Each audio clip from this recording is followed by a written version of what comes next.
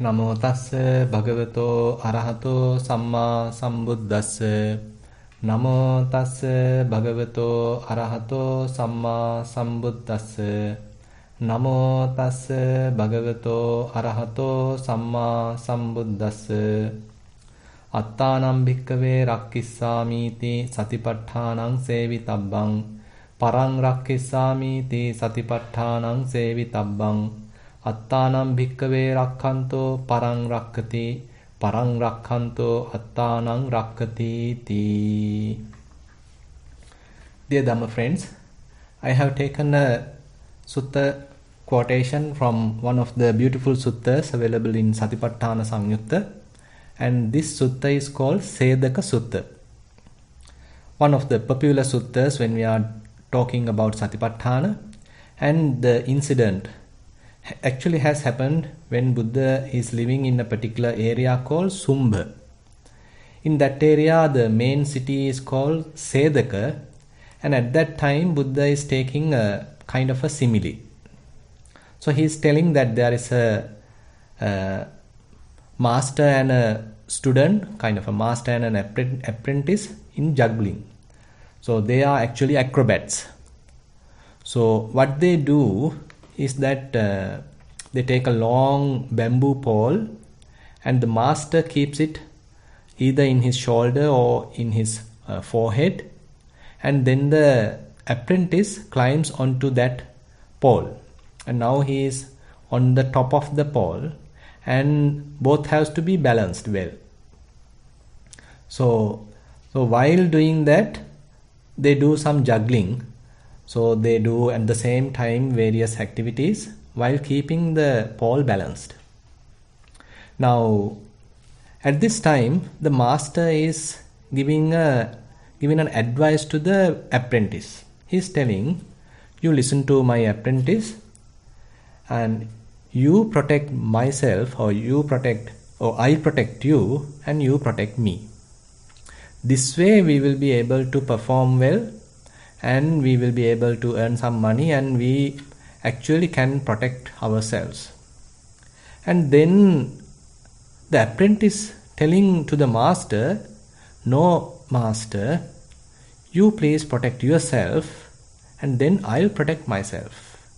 This way we both can be well guarded, well protected, and we will be able to skillfully do various juggling, and we can perform well, and we can earn a lot of money, and we also will be safe.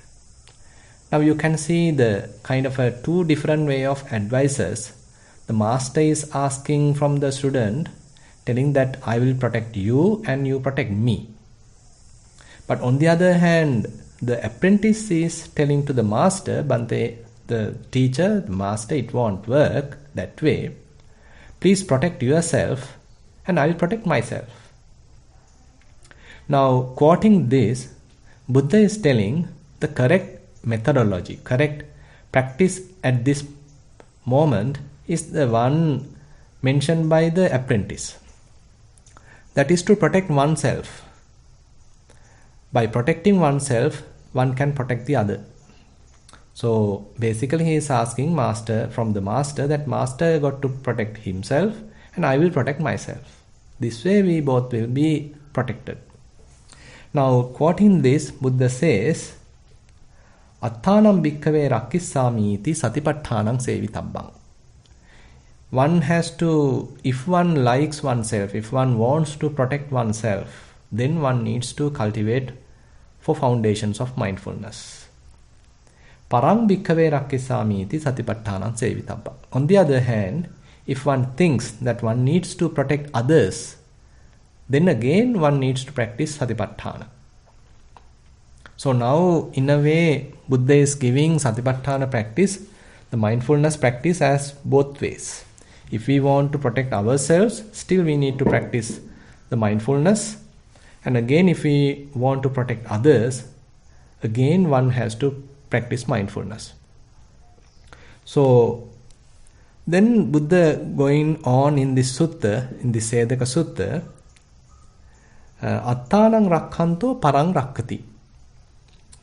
So that indicates that when one protects oneself, he will be able to protect others as well. Now, if we simply take the analogy that Buddha is giving some sort of an example, a kind of a simile. Now, say when the apprentice is sitting on the top of the pole, so he has to guard himself. So he has to be very careful. He should maintain his balance. He has to be very stable, not making any kind of mistake, and he has to balance against the various winds. And still he has to perform. He has to do juggling as well. So he has to protect himself. He has to guard himself. He has to be very mindful about what he is doing. And on the other hand, if we consider the master who is holding the bamboo pole, so he too has to be careful, because he is now holding a heavy weight, and at the same time he is balancing that weight very carefully, either in his forehead or on the shoulder. So he also can't move abruptly, he can't be negligent. So he also has to be very careful, taking care of himself. At the same time, he also may be helping juggling, and he also may be even moving to and fro. So this indicates he too has to be very careful and looking after himself. So this analogy Buddha is giving is a very beautiful example. There one has to protect oneself. So when master protects himself, then he actually helps to protect the apprentice who is now on top of the pole. If master protects himself, then in turn he will help to protect the apprentice as well. On the other hand, if apprentice protects himself without making any mistake, then he is protecting the master as well. Now we can understand in a similar fashion. So Buddha is mentioning attanang rakhanto parang rakkati. If one protects oneself, then he in turn will protect others as well. Now if we consider this in general way, now suppose we are driving a vehicle. So if we drive our vehicle very carefully, then we actually will be protected ourselves, and at the same time the pedestrians and the other vehicles are also well protected, because we are very carefully driving. We ourselves are very careful and we protect ourselves, and therefore we are helping others also to be protected.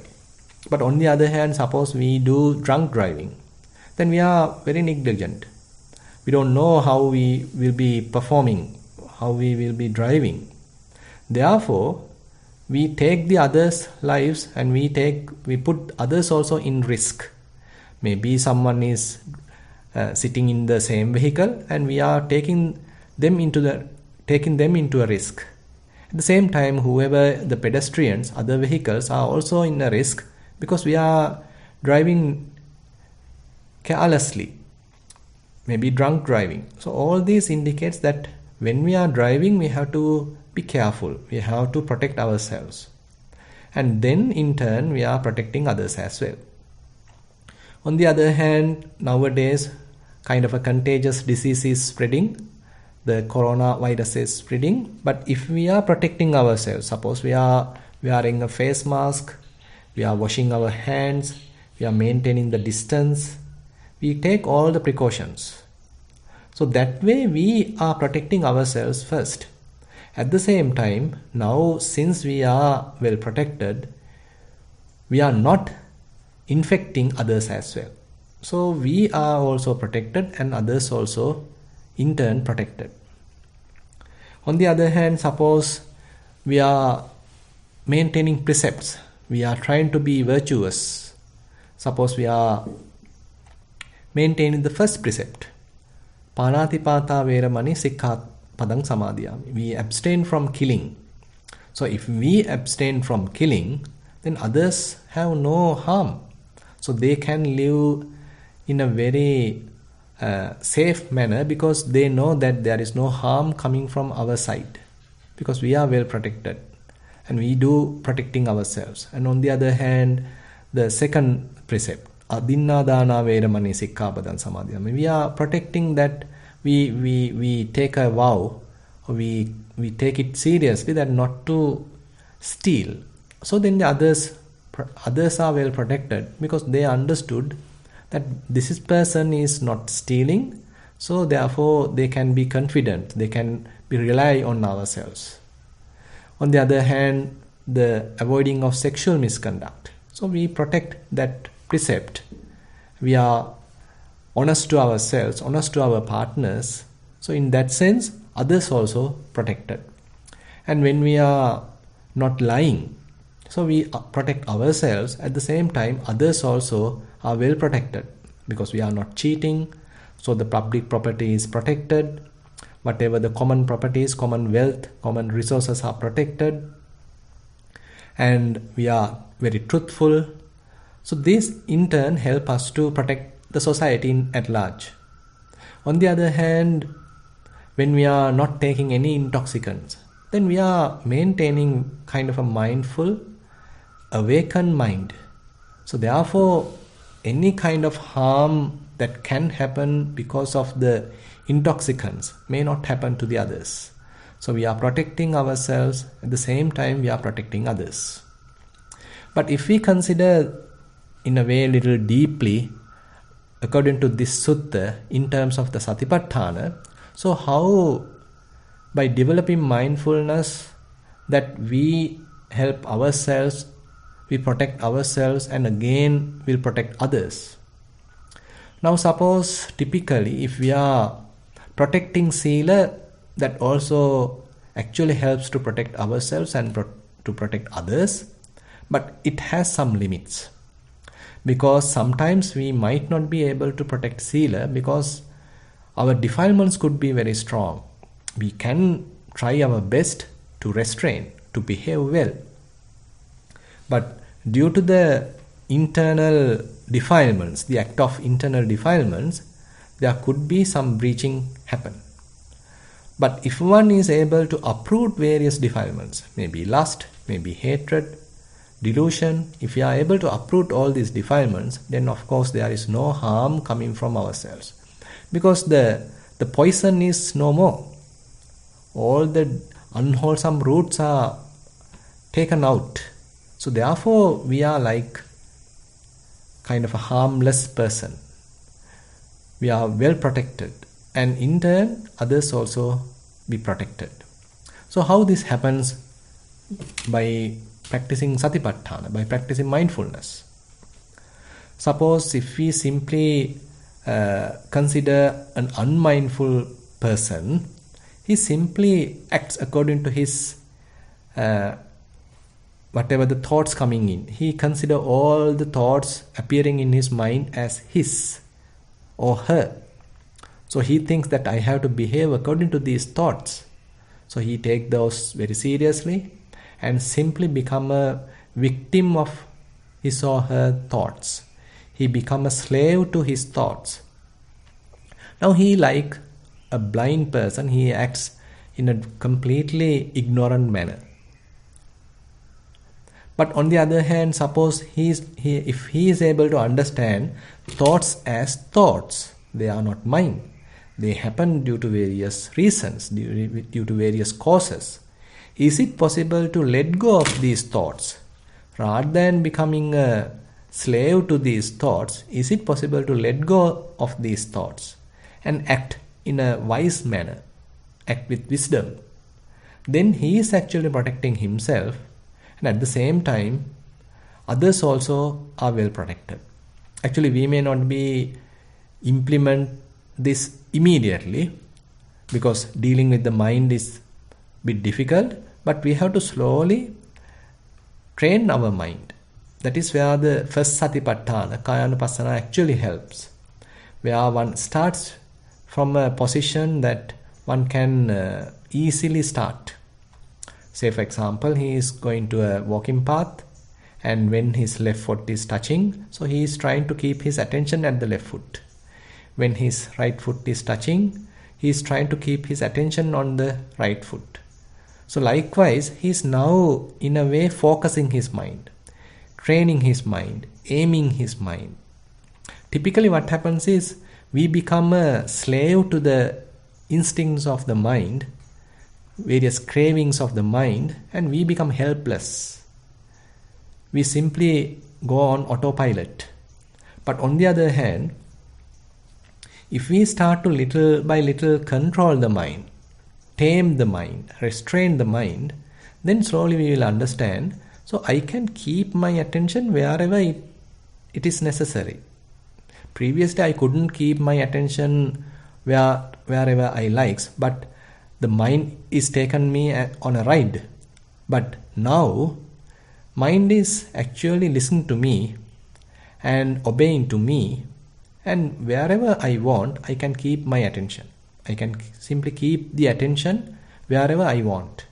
So slowly we are in a way taking a little control of our attention. We are taking a control of our mind, taking a control of our focus.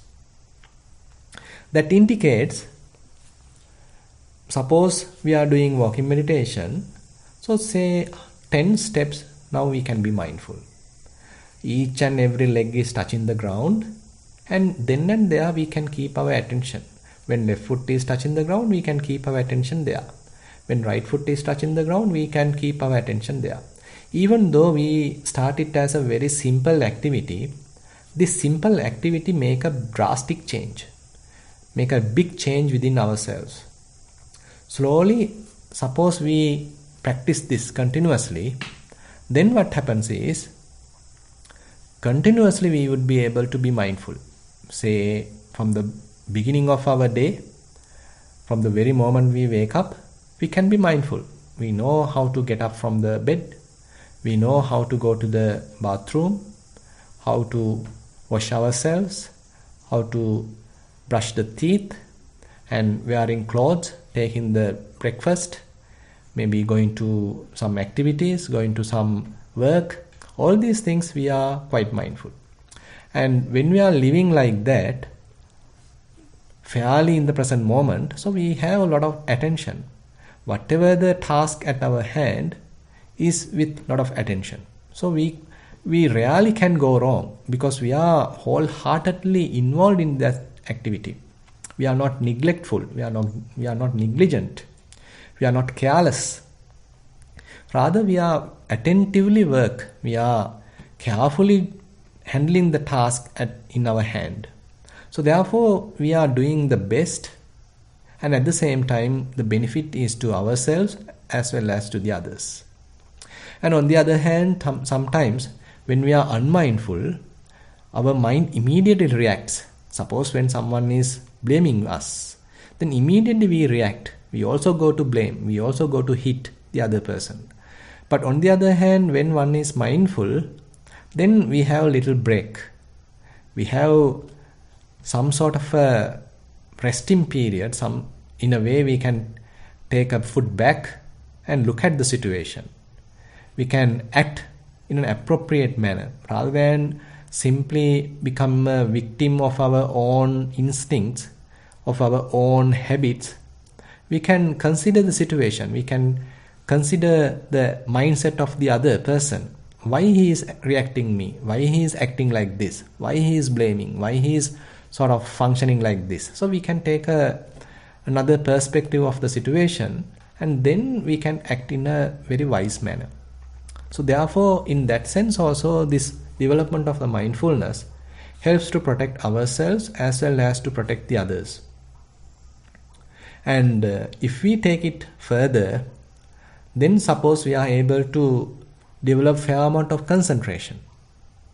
Say we are able to keep our attention continuously, suppose maybe with the breath, for 10 minutes, for 20 minutes, for 30 minutes. So likewise, if we improve this practice, then we understand another aspect of our mind, that is the concentration, the collectedness of the mind.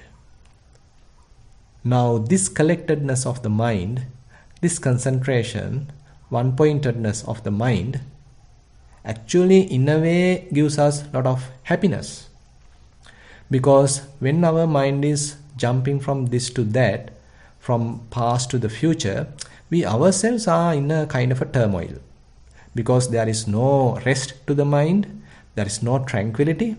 there's a kind of an inner burning, because always it is going to some past memories. It may be some harmful memories, it may be some torturing memories, it may be some painful memories. So again and again, when mind recalls all these past memories, we ourselves actually suffer.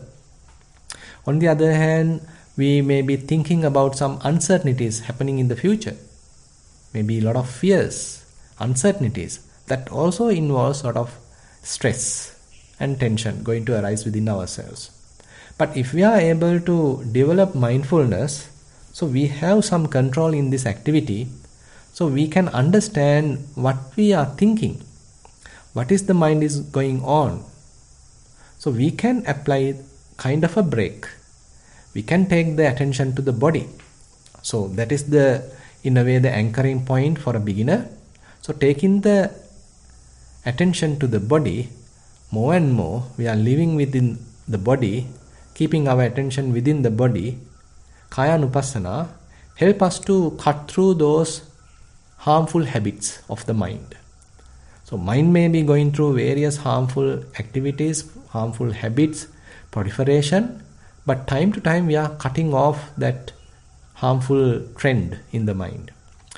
Now slowly this harmful thoughts become less and less, proliferation become less and less, rumination become less and less. Now we would be able to maintain our attention within the body.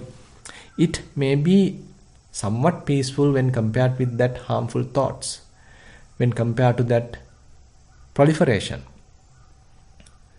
Because we are now well grounded, we are living in the present moment.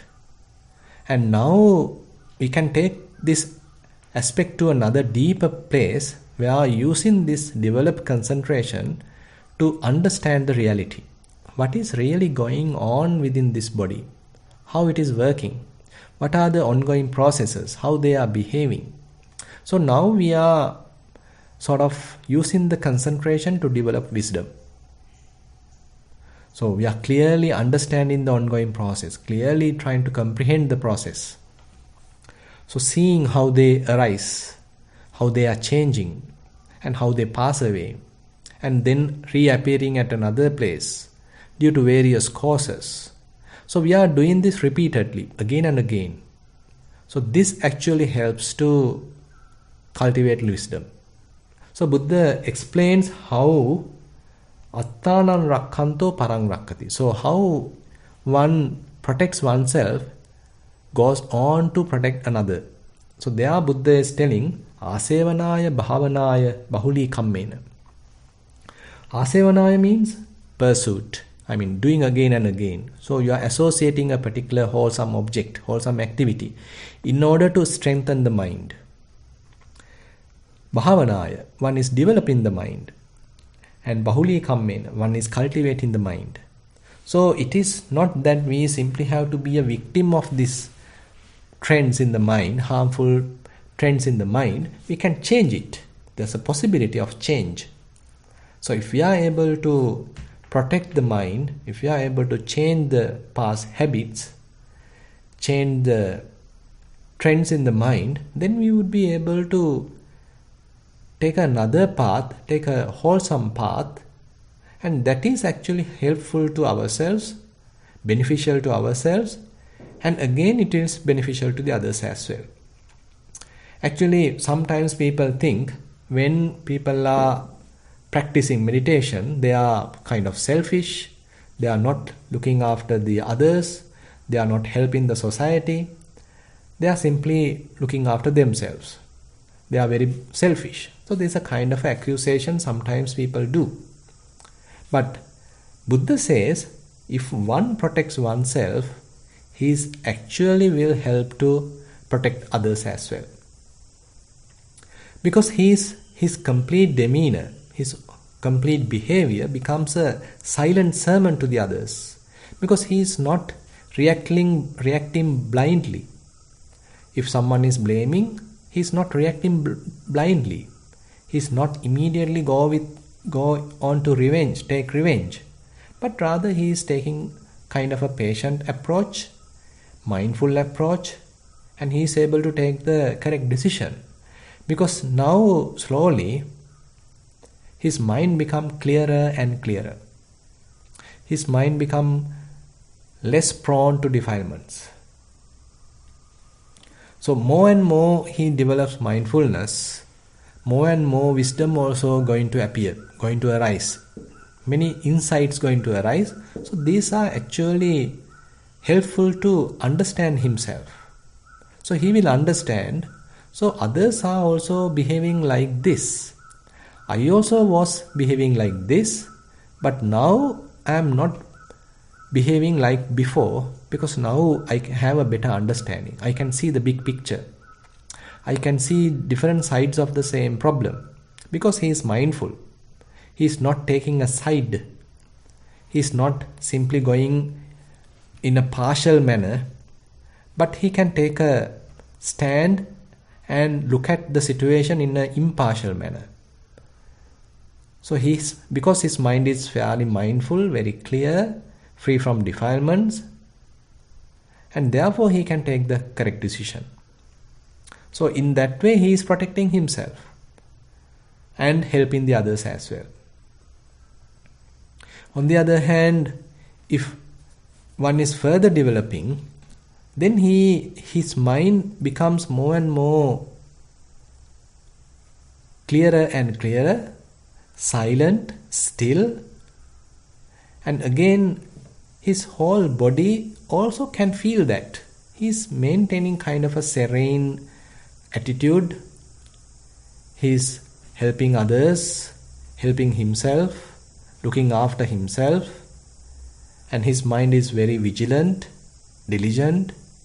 So this way his efficiency, now suppose he is working in a particular company, particular institution or whatever it is, so the others can understand this person has a difference. Unlike say many years ago, many months ago, now he is very vigilant, he is working hard, he is very honest, he is doing his best, and he is handling various difficult situations in a proper manner. So the others can understand how this person is behaving. So therefore he becomes kind of an example to the others.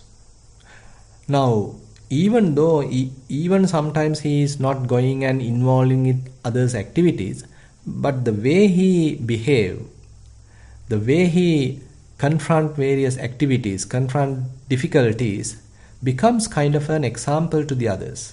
Others may be simply acting based on their instincts and simply reacting to various situations, difficult situations, but this person is now taking a different approach. Now he is able to handle various difficult situations, and he is protecting himself, and that actually helps to protect others as well. So others also take him as an example. They also become motivated for a kind of even for a spiritual life. Because if you see that someone is meditating with a very serene look, kind of a satisfied attitude, he is in a very composed position. If we see that someone is meditating like that, we ourselves naturally feel like meditating, feel like being mindful, because we can feel it, we can connect with him, we can feel that vibes, good vibes, because the other person is fairly mindful and he is giving a kind of a silent sermon. It is not that always we have to instruct others or always preach others, but silently we can become a good example. So then others actually take us as an example, because we are living up to that. We are not simply telling, but rather we act according to what we are telling. So therefore this Attanam Rakkanto Parang Rakkati, what Buddha is mentioning, when one protects oneself, then that becomes a silent example, silent sermon to the others, and others also start to protect themselves. There is a kind of a 10 qualities mentioned to noble people, Arya Puggalas. This is available in Anguttara Nikaya, in Aryavasa Sutta. Buddha mentions that the nobles, that is the Aryas, have just one protection. What is that one single protection? That is the mindfulness. Where Buddha is mentioned, Eka Rakko Hoti. So this noble person is protected by just one thing. Idda bhikkhave bhikkhu satha rakhena cetasa samannagato hoti. So he is protected by mindfulness. So he takes mindfulness as his own protection, his sole protection. He is not keeping various bodyguards or weapons or any of these, but he is taking mindfulness as the main protector. This is the quality of the nobles. And on the other hand, sati sampajanyena samannagato. Likewise, Buddha has mentioned. So he is coupling clear comprehension, wisdom with the mindfulness. So in the long run, so therefore mindfulness actually couples with the sampajanya, with clear comprehension, that actually leads to develop wisdom. So one is able to block defilements with mindfulness and help wisdom, using wisdom, one would be able to uproot the defilements. So this is a kind of a situation, kind of a process happening within our mind. So we seed the mindfulness. We actually plant mindfulness, and then once it is growing, it is actually catching various other good qualities, inviting various other good qualities for the support. So it is inviting for concentration, it is inviting for wisdom. So likewise, now the mind becomes stronger and stronger. So when such a mind is behaving, so it becomes a kind of a blessing to that particular person, as well as kind of a blessing to the others as well. So this way Buddha is explaining, if one is protecting oneself, he is actually protecting the others. How? By developing mindfulness, by developing 4 foundations of mindfulness. And in this Sedaka Sutta, Buddha is telling the other side as well. Parang rakkhanto attanang rakkati. If one is protecting others, that actually helps to protect oneself. So how one can protect others? So sometimes people might think in this social work, lot of social activities, so they give much prominence to help others, for the welfare of the others. Sometimes they might neglect their welfare. So that is the mistake. But Buddha is taking both sides. One has to take care of oneself and can take care of the others as well. Actually, when we are sunk in mud, we can't protect another person who also in the mud. But if we are able to come out of the mud, if we are free, then we would be able to free another person. Similarly, first in a way we have to protect ourselves. We have to be strong. We have to take care of ourselves. Then definitely we are in a good position, better position to help another, to guide another, to give a good example to the others. And how one can protect others? So Buddha mentioned that Kantiya, Avihinsaya, Mettachittataya, Anuddayataya. So these are the 4 different ways Buddha mentioned that how one can protect others. Kantiya, that means by patience. Because when we are dealing with various people, so there are different temperaments. You can't expect everybody to behave the way you like. So they have their own problems, they have their own situations, they have their own limitations. So they might not be able to fulfill our expectations. So at that time we have to be very patient. Sometimes people make mistakes because of their negligence. Maybe because their ignorance, because they really don't know how to behave. So in such situations we have to be very careful. We have to be patient, because immediately we can't immediately expect them to behave the best way, because sometimes they take some time. Say your kids are doing some naughty activities, so if you immediately get angry and punish and all those sorts of things, sometimes we go too far. But we have to be little patient, giving little time for them to correct themselves, and even to correct ourselves, because we ourselves take a lot of time to cultivate our mind, to uplift our morale. Similarly, others also, due to various reasons, they also sometimes go wrong, even do wrong. And at that time, sometimes we have to be very careful, very patient. On the other hand, Buddha mentions avihinsaya. So take a kind of a non-violent approach. Be compassionate. When someone is in a bad situation, helpless situation, so be compassionate. So this way Buddha says that one can help another person. Metta chittataya. So this is a kind of a common thing, that through loving kindness. Is it possible to spread loving kindness? Like to ourselves, is it possible to spread loving kindness to the others as well? So nowadays, if we spend some time looking at various newspapers, maybe internet or TV, so we can see how much people become violent. People become not respecting others, harming others. But if we are able to develop loving kindness, then we can understand how beautiful this whole world be. For that to happen, first of all, actually we have to be beautiful within. We have to be a kind of a good example. Then the others also will take that example. So we ourselves become harmless, then others also take that example. And we can spread metta, others also may feel it. So this is one way. Another way, Buddha mentions that how we can protect others. Metta chittataya. And then Buddha says anuddayataya. That means by sympathy. Giving some sort of a sympathetic approach. Basically, when we can take it in different ways. Say someone is growing well, he is developing.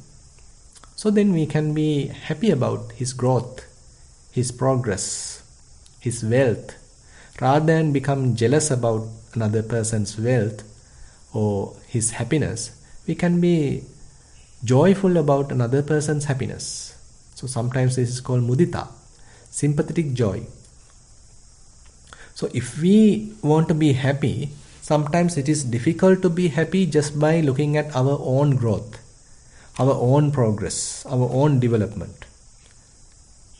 But if we can look at the others, sometimes others may be developing, others may be growing, maybe spiritually, maybe by their wealth. So we can still be happy. Assume that they are growing with in a wholesome way, then we actually be happy. So for us to be happy, it is not essential for it to happen, the growth or gain to happen to ourselves. But when the others also acquiring things or progressing in their spiritual life, so we still can be happy. This way we can be a kind of a satisfied person, happy person, because when ourselves are growing well, we still can be happy. And at the same time, when another person is growing well, we also can be happy. So we can have that kind of an attitude. And on the other hand, we always can be grateful to the others. Suppose when someone is giving us food, we can be grateful to them, because we are not the one who cultivated the food. We are not the one who transported the food. And sometimes we are not the one who cooked the food. We simply the food is available in our plate, on our bowl. So we have to be very grateful to the others for having all these things prepared for us. So that way actually we are taking this whole practice to a different dimension, where we are sort of nourishing our heart with these good qualities, Because if these kind of qualities are not available in our heart, so the heart become very dry. So we become kind of bald, kind of indifferent kind of person. But on the other hand, if these kind of loving kindness, sympathetic joy, non-violence, and patience, then these kind of qualities are within ourselves, then Buddha says, using those we can help the others, and by doing that, one can help oneself as well. Now there's another beautiful verse related to this situation available in Dhammapada, where Buddha says, Sache neresi attanang kanso upahato yatha esa pattosi nibbānaṁ sārambho tena vijjati. So what Buddha mentions there is, if one is able to avoid any kind of confronting, any kind of taking revenge, then he is like a person who attained Nibbana. Because he doesn't go for kind of a tit for tat situation. So Buddha is giving a beautiful simile there. Now when we hit to a gong, when we hit to a kind of a bell, it resonates. It gives some sort of a echo, kind of a sound. But on the other hand, if it is broken, and again if we hit, it may not resonate. It may not give an echo. It will simply stop there. That's the end. So similarly, if someone blames you, if someone hits you, if you are simply able to stop there, rather than taking the revenge, rather than reacting, then that whole quarrel will stop there. That argument will stop there without going too far. Then Buddha says that person is like kind of a person who has quenched the hatred, who has become somewhat stilled, who has attained Nibbana. So therefore, using this kind of a patience is sometimes very useful, because we can't expect the others to behave every time the way we like. They may act in a different manner, and on such situation, if we go to quarrel, if we go to argue, then there won't be an end. But if we are able to be patient, simply forbear that, then we may be able to maintain some sort of a happiness, some sort of a stillness, because the practice leads us to that kind of happiness. We can't sort of correct the whole world. Instead, we have to correct ourselves. We can't flatten the world. Instead, we have to wear the slippers. Like manner, Buddha says, if one is protecting others by practicing loving kindness, metta, by practicing non-violence, avihimsa, by practicing patience, khanti, and by practicing sympathetic joy, anuddayatha, then Buddha says he is protecting the others, and in turn he is protecting oneself as well. So this sutta therefore actually gives us various dimensions to this practice. When we consider satipatthana, we don't sometimes look at satipatthana in this way. But Buddha is taking us to a different dimension and help us to understand that by practicing satipatthana or developing satipatthana, one would be able to develop oneself, and at the same time one would be able to protect the others as well. And again Buddha mentions, if you want to protect yourself, please practice satipatthana. And again Buddha mentions, if you want to help others, if you want to protect others, again you have to protect satipatthana. So this is therefore is quite important. So by developing mindfulness, so we can help ourselves, protect ourselves, and at the same time we can protect the society at large. So in this Sedaka Sutta, therefore Buddha is giving a very beautiful simile and giving us a very clear picture When the master is keeping his balance, he is careful and moving with the heavy bamboo pole very carefully, handling it carefully, and he is protecting himself. And on the other hand, the apprentice who is on the top of the bamboo pole, he is also very careful. He is maintaining his balance. He is very mindful. And then both are very well balanced, very well harmonized, and they can perform well, do the juggling properly, and they can earn money. So they both will win. So therefore, if they both protect by themselves, then they are protecting each other as well. So therefore, giving this analogy, Buddha is telling us, so if you want to protect yourself, please practice Satipatthana. If you want to protect others, again please practice Satipatthana. This way one would be able to help oneself and again help others as well. With this final note, I will conclude today's Dhamma sermon. Thank you very much for attentive listening.